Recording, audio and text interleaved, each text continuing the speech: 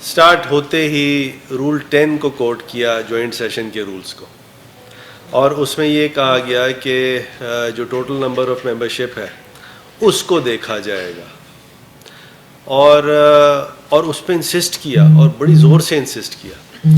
ان کے وکلا بھی ساتھ تھے سارے، میں کسی کا نام نہیں لوں گا۔ بحالت مجبوری مجھے آرٹیکل 72 سب آرٹیکل 4 کوٹ کرنا پڑا، جس کے اندر بڑے صاف طریقے سے کلیئرٹی سے لکھا ہوا ہے کہ دوز ووٹنگ ان پریزنٹ اس کی کاؤنٹنگ ہوگی۔ پھر ایک دم سے ایک نیا اسپینر پھینکا گیا، اور وہ یہ کہ یہ ڈیسیجنز کے لیے ہے، لیجسلیٹو بزنس کے لیے نہیں ہے۔ مجھے پھر میرے سارے سینئرز ہیں جو اپوزیشن کے وکلا ہیں، میں نے ان کو کہا بھی کہ ایسا نہیں کریں۔ میں نے کہا آرٹیکل 55 سب آرٹیکل 1 پڑھ لیجئے، اس کا جواب آپ کو مل جائے گا۔ پھر رول 29 ہے جوائنٹ سٹنگ رولز کا۔ تو یہ تمام کی تمام کوشش ایسی کی گئی کہ کسی طرح یا تو جوائنٹ سیشن نہ ہو۔ اچھا، اگر جوائنٹ سیشن ان پارلیمانی ہے، نان پارلیمنٹری ہے، ان ڈیموکریٹک ہے، تو 18ویں ترمیم سے آپ نکال دیتے۔ کانشیسلی جوائنٹ سیشن کو رکھا گیا۔ یا تو ایسی کوئی بات بتائیے کہ کانسٹیٹیوشن کی کوئی وائلیشن ہوئی ہے۔ اب جیسے فار ایگزامپل ایک لمبی چوڑی بحث ہوئی، اور جس پہ یہ بھی میڈیا میں کہہ دیا گیا کہ جو الیکٹورل ریفارمز ہیں ان کو ہم عدالت میں چیلنج کریں گے۔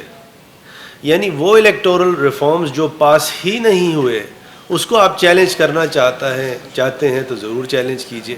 یعنی آپ نے نہ پڑھنے کی زحمت کی، نہ دیکھنے کی زحمت کی، نہ اب جیسے فار ایگزامپل کسی نے یہ بہت زور سے ایک لمبا چوڑے بیان، ایک نہیں 5-7 لوگوں نے دے دیا کہ اسٹیٹ بینک کی اٹانومی IMF کو بیچ دی گئی ہے۔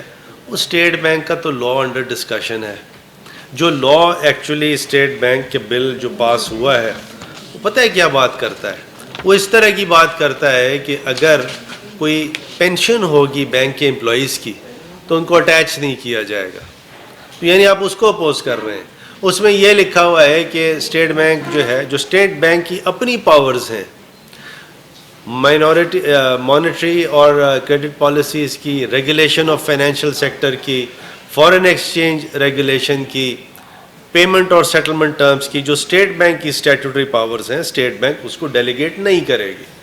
تو اس طرح کی اگر چیزوں کو اٹیک کیا جائے بغیر سوچے سمجھے، فار ایگزامپل کلبھوشن والے مسئلے پہ، جو یہ بار بار میں نے سب کے سامنے یہ گزارش کی ہے کہ یہ نیشنل سیکیورٹی کا معاملہ ہے۔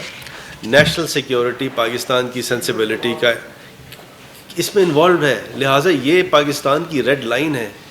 خدا کے لیے آپ کو اگر اتنی سمجھ نہیں ہے تو آپ کیسے پولیٹیشین ہیں، آپ پارلیمان کے ممبر کیسے ہیں کہ آپ کو اتنا ادراک نہیں ہے کہ پاکستان کی سینسیبلٹی اور سینسٹیوٹی کیا ہے۔ پہلی بات تو یہ ہے کہ یہ جو کلبھوشن والا آرڈیننس ہے یہ پرسن اسپیسیفک نہیں ہے، یہ for all times to come ہے، صرف ایک آدمی کے لیے پاس نہیں ہوا۔ یہ جو بھی اس کے پیرائے میں آئے گا ایسا شخص جو کہ اس لا کو کی کمپس میں ہے، تو یہ اس پر اپلیکیبل ہوگا، نمبر 1۔ سیکنڈلی، یہ اس وقت کی بات ہے جب نون لیگ کی گورنمنٹ تھی، کاؤنسلر ایکسس کلبھوشن کو نہیں دی گئی، جس کے نتیجے میں پاکستان کوئی ICJ نہیں گیا، انڈیا ICJ گیا ہے۔ انڈیا ICJ گیا، اس کا انٹرم آرڈر پاکستان کے خلاف آیا۔